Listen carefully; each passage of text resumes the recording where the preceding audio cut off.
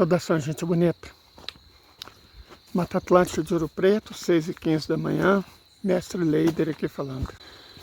Já fazia uns bons dias que a gente não descia, por uma série de motivos. O principal é a chuva.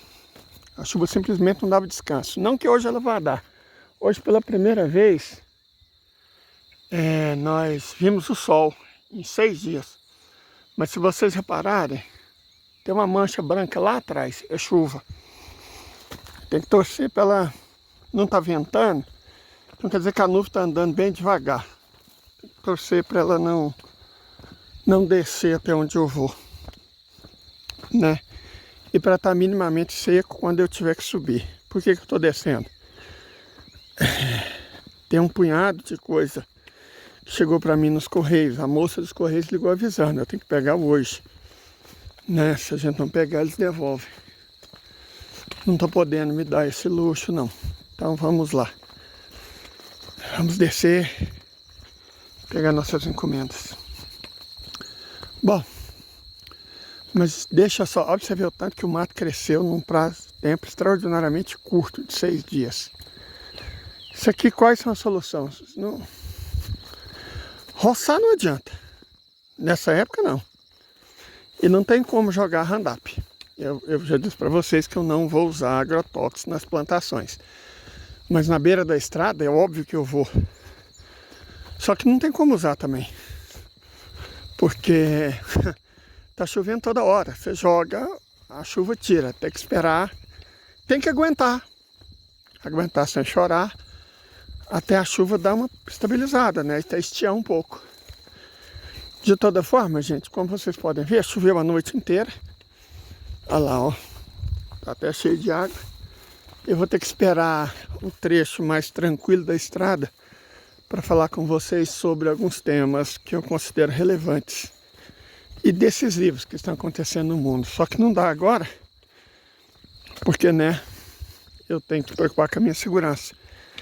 A estrada é extremamente molhada, ela não é segura. Tem que andar prestando muita atenção. Então, assim que eu chegar na parte da estrada que é mais segura, eu volto. Até logo, então. Como vocês podem ver pela poça de lama que ficou para trás, termina isso mais difícil, né? E agora dá pra gente falar. Bom, quero começar com respondendo a uma interação. Uma das coisas que tem feito nosso canal crescer, tá, ele ainda é pequenininho, mas ele está crescendo. É a interação com as pessoas que participam dele, que participam das lives, que comentam, que participam do grupo. Então eu tenho um respeito muito grande por essas pessoas, por todos vocês, porque essas pessoas são vocês. Então uma moça, eu imagino que uma moça, ela fez um comentário bastante interessante a respeito de um vídeo no qual eu falei que a qualidade de vida de um cidadão saudita era muito melhor que a de um cidadão norte-americano. Em todos os níveis, alimentação, esperança de vida ao nascer, mortalidade infantil, taxa de letramento. Então, um cidadão saudita vivia muito melhor do que um cidadão norte-americano. E ela levantou 2 questões provocativas, mas é provocando que você tem um debate, ela está certa. Primeiro, foi se os bengalis que residem na Arábia Saudita têm acesso ao mesmo padrão de vida. Ok, vamos começar por aí, porque é pertinente. Gente, a primeira coisa que é importante deixar claro é que nós não acreditamos nem defendemos a tese liberal segundo a qual migrar é um direito humano. Não é. O direito ao asilo, ao refúgio, é um direito humano. Migrar não é. Os estados nacionais, os estados soberanos devem ter o direito, inclusive para proteger suas próprias populações, de barrar a entrada de pessoas que eles não consideram bem-vindas, que eles não querem. Para mim isso é crucial. O Estado deve ter o direito de barrar a entrada de pessoas. É fundamental. Certo? Então, embora o asilo seja sim um direito humano, as pessoas têm que ter o direito ao asilo, têm que ter direito ao refúgio. Isso é um princípio muito antigo, consagrado em civilizações bem anteriores a Cristo, esparramadas pelo mundo, que é basicamente o direito ao asilo. Certo? Nós achamos esse direito importante, mas não o direito à migração. Os estados têm não só o direito, mas eu diria o dever de controlar suas fronteiras. Deixa eu até antecipar um problema que vai acontecer. O Ocidente será derrotado. Escreve o que eu estou falando. Não sei se até 2027 ou se até 2030, mas será derrotado. E vocês podem ter certeza absoluta que vai haver uma enorme onda migratória. Porque sempre que temos profundas alterações de fronteiras, enormes ondas migratórias são observadas. Se vocês observarem a Europa, entre 1830 foi o fim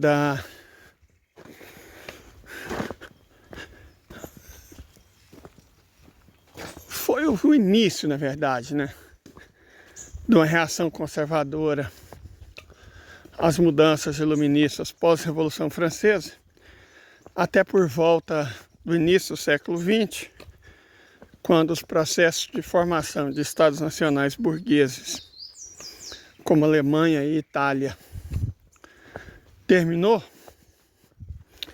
Então nós tivemos um período de cerca de 90 anos, uma das maiores ondas migratórias da história humana, se não foi a maior. Dezenas de milhões de europeus, principalmente de estados recém-criados ou recém-desfeitos, migraram sobretudo para a América, em menor grau para a Oceania. O Brasil recebeu milhões desses deserdados, italianos, alemães, mas também espanhóis, portugueses, sabe? Nós tivemos uma transição muito importante nas fronteiras mundiais e uma mudança econômica muito grande com a segunda Revolução Industrial. E agora nós estaremos passando por outra mudança enorme. A terceira Revolução Industrial, a globalização, foi a última do capitalismo. Não vai haver, está havendo capitalismo tardio e não vai haver neocapitalismo. O sistema está desmoronando junto com o Ocidente, junto com a OTAN, junto com os Estados Unidos. Eles vão cair juntos. E como nós já dissemos muitas vezes, grandes mudanças de fronteira vão acontecer. Surgirão novas formas de organização estatal, baseado mais no conceito de suzerania do que no de soberania, certo? Suzerania compartilhada é como provavelmente vão se organizar os estados da África. A confederação... Nossa, gente do céu, neblina tá uma coisa... Não sei se dá para vocês verem. Tá branquinho além da mata. E tá muito claro aqui na frente. É uma cerração, não chega a ser uma nuvem que desceu, mas é uma cerração muito forte.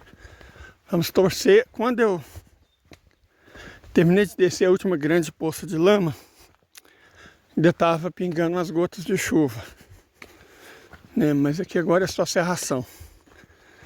Como se diz, oremos. Mas voltamos ao assunto. A confederação ou federação que está surgindo no Sahel, entre os estados muçulmanos da África Negra, envolvendo centralmente Mali, Burkina Faso, Níger e, ao que tudo indica, Senegal, talvez República Centro-Africana, Gâmbia, Mauritânia, talvez até Saara Ocidental, seja uma forma deles se libertarem do Marrocos. Então vai se formar um estado negro, né? E multicivilizacional, porque aí são vários povos. Nós temos soninquês, nós temos songais, nós temos vários povos que, né? Eu não sei se chega a ser Haussás, mas fulanis com certeza, fulanis com certeza. Então são uma série de povos que vivem entre a África branca, a África mediterrânea e a África ocidental, propriamente dita, no Golfo da Guiné. São países onde a maior parte da população é muçulmana e quase toda ela é negra. Então eles vão formar uma nova forma de organização estatal, que não vai ser baseada no Estado positivista, no Estado burguês. Isso é certo. Certo? O que vai acontecer com a Etiópia? E a Eritreia e a Somalilândia? No Oriente Médio, nós já falamos, no Oriente Médio há muitos estados cujas fronteiras são artificiais, foram traçadas por europeus. E superar o imperialismo passa por superar as instituições imperialistas, como Estado Nacional Burguês e fronteiras de Estados Nacionais Burgueses. Então, quais os estados que têm futuro no Oriente Médio? Como os suzeranos, que podem continuar existindo estados vassalos. Como os suzeranos no Oriente Médio, Omã, que tem uma existência histórica. O Iêmen do Norte, que é aquele que fica no sul e onde residem os hutis, que tem uma existência cultural. A Arábia.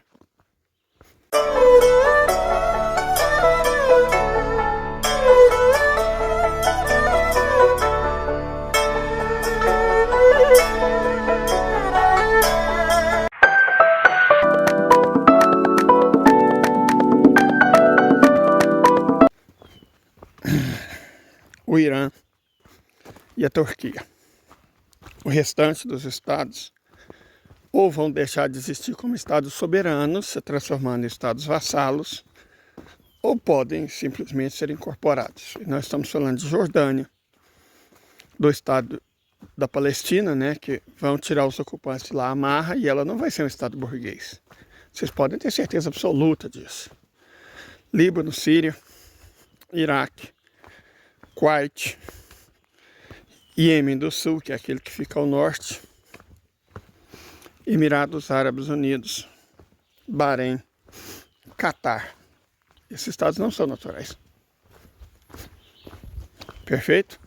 Eles não têm assistência histórica, não têm assistência cultural. Eles foram criações de britânicos ou franceses. Então, são criações imperialistas.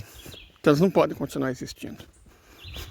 Sabe, não é que não são sustentáveis. Eles não podem continuar existindo. Simples assim. Não como estados soberanos. Como estados vassalos, podem continuar subordinados a, talvez com algumas alterações fronteiriças, caso do Iraque, a alguns dos estados, digamos, naturais, históricos ou culturais.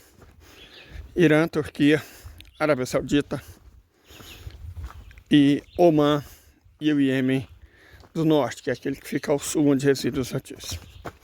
Então só há espaço para 5 estados soberanos e suzeranos no Oriente Médio. Claro que o Egito continua existindo. O Egito faz parte do Oriente Médio porque tem território na Ásia. Certo? Então é isso. Agora, todos vão ficar contentes? Todos vão se adaptar? Não. Durante a unificação italiana, todos ficaram contentes? Todos se adaptaram? Não. Houve mudança. Vou dar um exemplo do meu bisavô, Pedro. Ele veio bem bebê para o Brasil, mas ele era de uma região, não bem bebê não, porque ele já falava a língua, né? Veio criança. Ele era de uma região que hoje é italiana, chamada Frio. Só que tem uma coisa, o Frio não era italiano, originalmente era austríaco. Uns parentes meus mais empolgados foram na Itália, né, para buscar cidadania italiana. E aí descobriram que não rolava, porque quando meu bisavô veio, aquilo não pertencia à Itália, pertencia à Áustria. Certo? Frio pertencia à Áustria. E aí, para ter cidadania austríaca, era até possível, mas você tem que renunciar à cidadania brasileira. E eles preferiram não. Então isso demonstra que era uma região que pertencia à Áustria, passou a pertencer a um país inventado, a Itália. Aconteceu muita coisa parecida também durante o processo de unificação alemã. Não é à toa que os maiores contingentes migratórios europeus não ibéricos para o Brasil sejam exatamente de italianos e alemães, certo? Além daqueles que já foram, posso dizer, proprietários, né? Suzeranos do território brasileiro. O Brasil já foi colônia de Portugal, já foi colônia da Espanha. Então é natural que esses dois grupos, inclusive também pela similaridade cultural, linguística, predominassem entre os migrantes. Mas o que eu quero dizer é que, fatalmente, na reordenação dos mapas do norte da África e do Oriente Médio, milhões de pessoas vão deixar lá, vão deixar aquela região. E a Europa também vai passar por mudanças fronteiriças profundas, vocês podem ter certeza. Porque perder a guerra contra a Rússia vai ter consequências. Não acha a Alemanha toda marota, toda faceira, que enfrenta a Rússia, perde e vai ficar do jeito que está. Não vai mesmo. A Alemanha foi um erro burguês. Foi a tentativa da burguesa germânica de ter seu próprio Estado não nacional, Estado burguês. Né? Inventaram a língua, transformaram o médio alto alemão no alemão padrão, subjugaram os outros idiomas falados na Alemanha, alto sorábio, baixo alemão, ripuariano, alemânico, suábio, austro-bávaro, né? Em dialetos, restringiram o uso deles, criaram um país para satisfazer uma burguesia. Também foi um erro, e um erro recente. Foi criada em 1870, né? Quando da derrota da Alemanha na Segunda Guerra Mundial, da separação do país em dois, Alemanha Ocidental e Alemanha Oriental, ainda existiam, abre aspas, alemães vivos que nasceram antes da unificação da Alemanha. Então, separar a Alemanha Ocidental e Oriental foi um erro porque não levou em consideração as diferenças linguísticas, né, regionais, tipo pomeranos, sorábios, esse tipo de coisa. Mas não é uma coisa que deveria espantar. A Alemanha é um estado artificial, como a Itália é um estado artificial. Inclusive linguística e culturalmente. A diferença, se você pega entre, por exemplo, siciliano, napolitano, que são idiomas falados no sul, com idiomas falados no norte, sardo, piemontês, insubre, vêneto, friulano, cara, ela é enorme, ela é gigantesca, sabe, ela é muito grande, é tão distante quanto o português e o francês. É um país inventado, você pega o dialeto toscano, que foi o que Dante Alighieri usou para escrever a Divina Comédia, e falou, bom, isso aqui agora vai ser a nossa língua nacional. Vamos chamar ela de italiano e tá tudo bem. Tá tudo certo.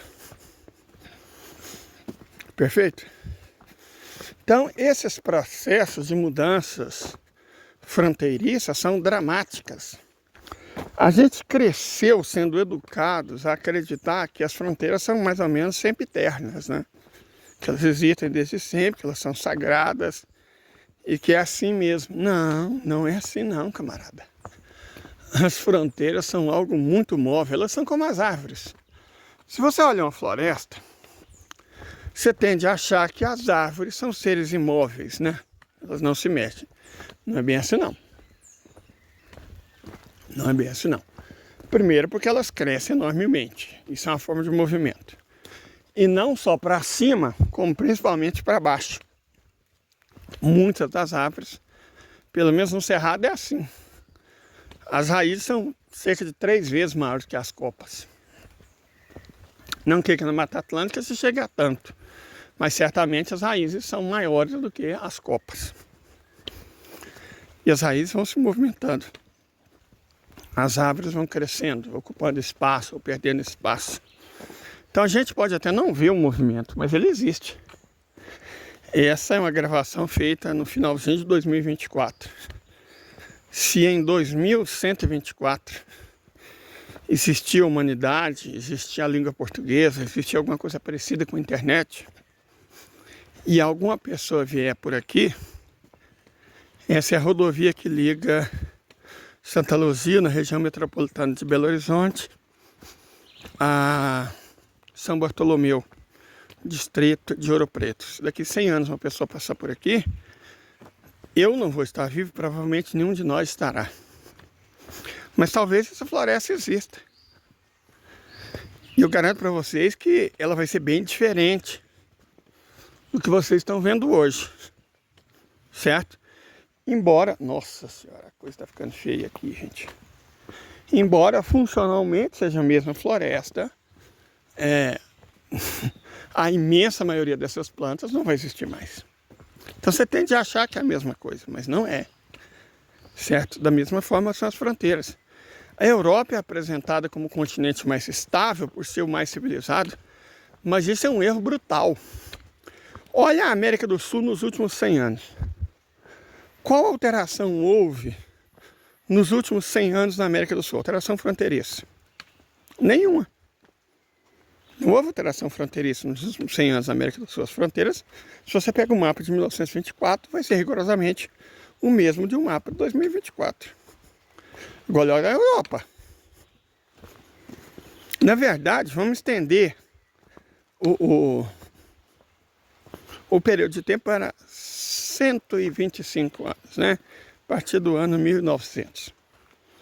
Aí você vai ter umas pequenas alterações nas fronteiras da América do Sul.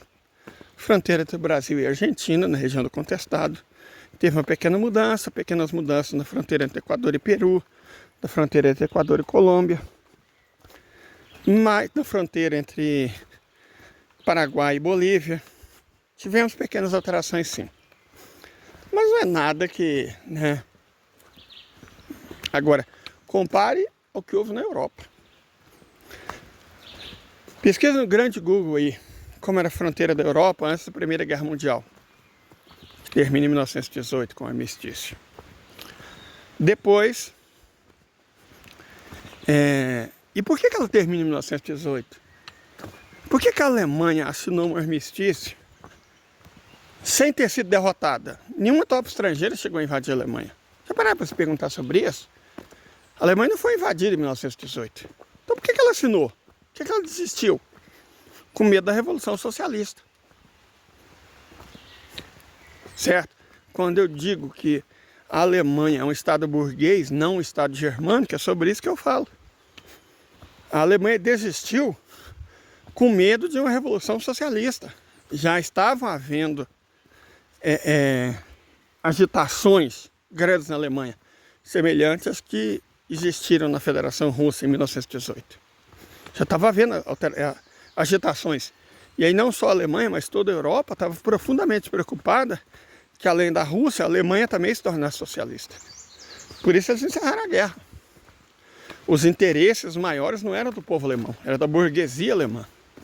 E o medo, não é à toa que Rosa Luxemburgo e Karl Liebknecht dançaram. Certo? Não é à toa que eles dançaram.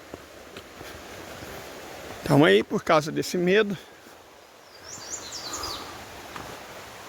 houve alterações fronteiriças drásticas. É só vocês colocarem no Google mapa da Europa em 1917, mapa da Europa em 1922. Depois vocês colocam o mapa da Europa em 1922 e mapa da Europa em 1945. Depois vocês colocam mapa da Europa em 1945 e mapa da Europa em 2000.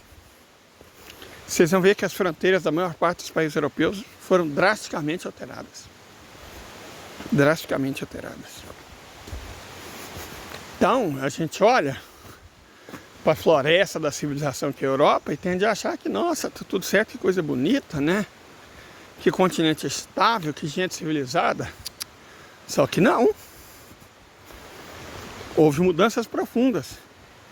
E essas mudanças, assim como aquelas que haviam iniciado a partir de 1830,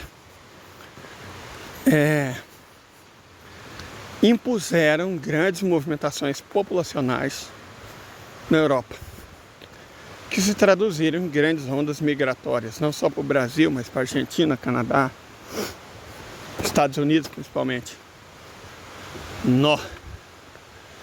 Eu acredito honestamente, gente, que a moita de bambu inteira vai desabar,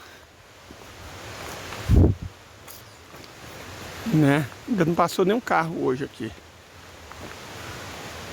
mas está caminhando para a moita de bambu inteira desabar. E olha a lama que tem lá na frente. Nossa Senhora! Atravessar aquilo vai ser difícil, vai ser tenso. Então vamos fazer o seguinte, eu vou deixar nossa propaganda. Mês está terminando, nossa internet é R$300, né? Nós temos que pagar energia, um punhado de conta. E não somos monetizados. Quem puder e quiser, né, nos ajudar com o Pix, agradecemos. Vamos deixar uma propagandinha básica aqui. E vamos tentar atravessar essa lama. Depois a gente volta.